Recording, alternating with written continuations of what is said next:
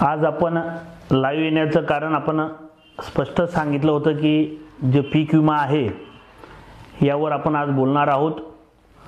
आणि बऱ्याच दिवसापासून बरेच शेतकरी गावागावात म्हणत होते की अण्णा पीक विम्याचा काय आहे, यावर्षी पीक विम्यासाठी काही आपण बोलणार नाही आहोत का, म्हणून या विषयावर आपण बोलण्यासाठी आज लाईव्ह आलोय। आपल्या सर्वांचं सुद्धा या नवीन वर्षात स्वागत करतो। थोडं लेट झालो शुभेच्छा द्यायला, तरी सुद्धा नवीन वर्षाच्या सर्वांना शुभेच्छा देतो। आणि या वर्षीचा जो आपला पीक विमा आहे या संदर्भात प्रत्येक गोष्टीची अपडेट तुम्हाला द्यायसाठी आपण समोर आलेलो आहे। आपण यावर्षी सोयाबीनच्या तक्रारी कॅलेंडरनुसार केलेल्या आहेत। जवळपास शेतकऱ्यांनी तक्रारी सुद्धा केलेल्या आहेत।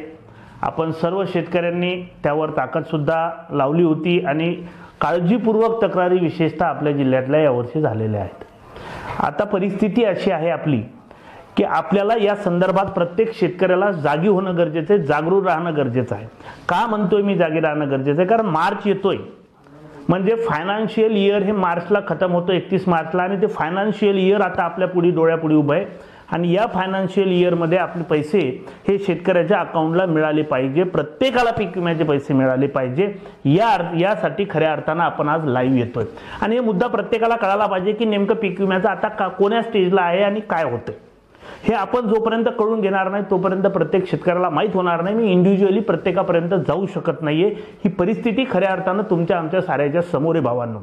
आज जी परिस्थिती होत ज्या पीक विम्यावर आपण बोलायला आलोय, खऱ्या अर्थानं या पीक विम्याचे पैसे जशा तक्रारी आपण 72 घंट्याच्या आत करायला सांगतात आपल्याला, त्याच्यानंतर पाहणी होते, त्याची पाहणी झाल्यानंतर ताबडतोब 30 दिवसात आपल्याला पैसे मिळायला पाहिजे।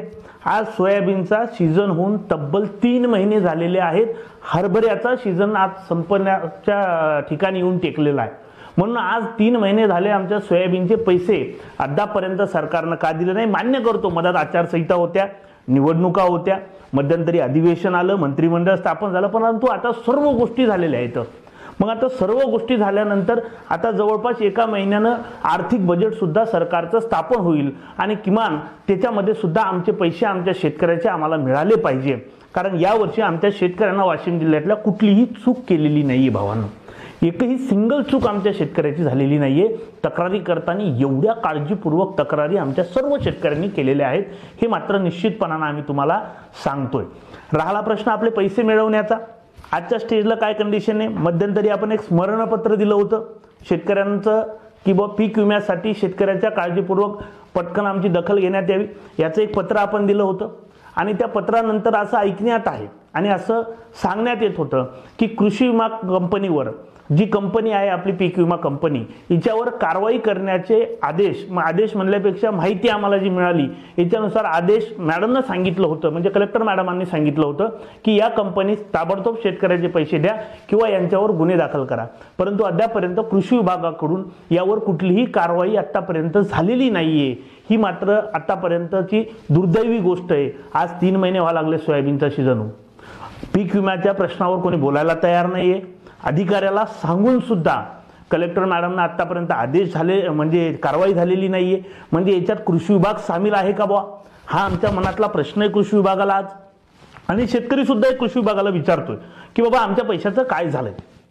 या प्रश्नाचं उत्तर कृषी विभागाला सुद्धा उद्या द्यावं लागेल, कारण आम्ही त्यांच्याच भोवती येणार आहे आणि त्याच कृषी विभागाला आम्ही थेटपणे सवाल करतोय आज की तुम्हाला आम्ही असं ऐकतोय की तुम्हाला या कंपनीवर कारवाई करण्याचे आदेश दिले होते, अद्यापर्यंत पीक विमा कंपनीवर कुठलीही कारवाई का बरं वाशिम जिल्ह्यातल्या झालेली नाही? हा सुद्धा आमचा एसीओ साहेबांना सवाल आहे। नेमकं कुठे माशी शिंकली आमच्या पैशाच्या मधात, हे एसीओ साहेबांनी आम्हाला सांगावं, हे मात्र आमचं सुद्धा त्यांना सांगणं आहे। आणि आमचे जे शेतकऱ्याचे पैसे येतात यावर्षी मी शेतकऱ्याला सुद्धा सांगू इच्छितो, आपल्या शेतकऱ्याच्या तक्रारी योग्यरित्या झालेल्या आहेत। फक्त तक्रारी घोळ असा झाला की बऱ्याच शेतकऱ्यांच्या शेतावरती पीक विमा कंपनीवाले गेले नाही आणि त्यांनी जे सर्वे भरून घेतलेत हे सर्वे फॉर्म सुद्धा या कंपनीकडे नाही येत। मी दरवर्षी हा मुद्दा प्रत्येक शेतकऱ्यापर्यंत पोहोचवतोय।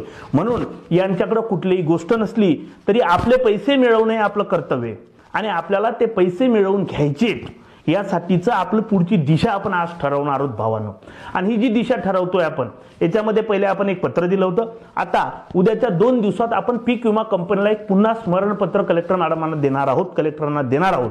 आणि या स्मरणपत्रामध्ये आपण स्पष्ट उल्लेख करणार आहोत की आम्हाला जसे नियम आहेत, शेतकऱ्याला जसे तुम्ही नियमात बसवता, तसं या पीक विमा कंपनीला सुद्धा आमच्या बापाचे शेतकऱ्याचे पैसे नियमातच द्यावं लागतील आणि ताबडतोब द्यावं लागतील. कारण आमचे पैसे देण्याचा कार्यकाळ हा संपलेला आहे कंपनीकडून आणि कंपनीने आमचे पैसे इश्यू करावेत. गोष्ट नंबर 1. आता ते आपल्याला कारण दाखवतात केंद्रानं दिलं नाही, राज्यानं दिलं नाही. केंद्राकडे राज्याकडे मागायला जाणारे आम्ही कोण? अरे तुम्ही ज्या दिवशी आमचा 1 रुपयाचा पीक विमा फाडला त्या दिवशीच तुम्ही श्युअरिटी घेतली की 54,000 रुपये प्रति अडी चक्कर आम्ही द्यायला तयार हो. टेंडरच घ्यायचं नसतं, पैसे नसते द्यायचे तर ते तुमचा आणि सरकारचा विषय, पण तेही आम्ही मान्य करतो एकदाच. पण आता तुमच्याकडे पैशाची काही कमी नाही. दुसरी गोष्ट, यामध्ये बऱ्याचशा लोकांना मागच्या वर्षीच्या हरभऱ्याचे पैसे मिळाले आणि बऱ्याचशा लोकांना मिळालेले नाहीत. त्या सुद्धा माझ्या शेतकऱ्याचे पैसे तुमच्या खात्यानं आहेत, ते ताबडतोब माझ्या शेतकऱ्याचे पैसे वर्ग करा, त्यांच्या खात्यानं जाऊ द्यात ते पैसे. अन्यथा मात्र मग तुमचा संघर्ष आमच्याशी आहे, यामध्ये कुठेही दुमत नाहीये. एकतर मागच्या हरभऱ्याचे पैसे आमचे तुमच्याकडे पेंडिंग येतं आणि आता 100% सोयाबीनचे पैसे आमचे तुमच्याकडे पेंडिंग आहेत. सोयाबीन असो कपाशी असो प्रत्येक गोष्टीचे पैसे आमचे तुमच्याकडे पेंडिंग आहेत आणि हे पैसे आम्हाला ताबडतोब हवे आहेत. कारण उद्याच्या येणाऱ्या मार्चच्या आत हे आमचे सारे पैसे आम्हाला हवे आहेत. मार्च फार झाला कारण आम्हाला 3 महिने झालेले आहेत. 30 दिवसाचा कालावधी आहे आमचे पैसे देण्याचा. मग तो कालावधी तुमचा कंप्लीट केलेला आहे तुम्ही. तो कालावधी कंप्लीट असताना जर तुम्ही आमचे पैसे द्यायला मागापुढी करत असाल तर हा तुमच्या मनात खोट आहे काहीतरी. आमच्या शेतकऱ्याचे पैसे आम्हाला ताबडतोब मिळाले पाहिजे. जे मध्यंतरीचा विषय झाला होता, आपल्या जिल्ह्याच्या पीक विमा कंपनीकडे फॉर्मच नव्हते, ज्या लोकांनी कलेक्शन केलं तो कंपनीचा आणि त्या लोकांचा कर्मचाऱ्याचा प्रश्न आहे, आमच्या शेतकऱ्याचा नाही. लक्षात घ्या, आमच्या बापानं प्रत्येकानं तक्रार केलेली आहे. ज्या शेतकऱ्यांनी तक्रार दिलेली आहे त्याचा तुम्ही सर्वे केला काय, नाही केला काय, याच्याशी मला घेणं देणं नाहीये. माझ्या प्रत्येक शेतकऱ्याचे पैसे मला लागतील हे मात्र निश्चितपणानं या कंपनीला आम्ही बजावून सांगतोय. अन्यथा मात्र आम्हाला आमचा पर्यायी मार्ग निवडावा लागेल आणि तो मार्ग निवडण्यासाठी आम्ही सक्षम आहोत. तुम्ही लक्षात घ्या, एकदा आम्ही तुमच्या विरोधात सुद्धा कोर्टात गेलो होतो. तुम्हाला पळत येऊन पैसे द्यायचं काम पडलं होतं आमच्या शेतकऱ्याचे. पुन्हा आम्ही जायला मागपुढी पाहणार नाही, एवढं लक्षात घ्या. आम्हाला काय कमी नाही, तुमच्या विरोधात जायची आमची ताकद आहे आणि आम्ही ती ताकद निश्चितपणानं तुमच्या विरोधामध्ये वापरल्याशिवाय राहणार नाही, हे तुम्हाला सुद्धा ध्यानात ठेवावं लागेल.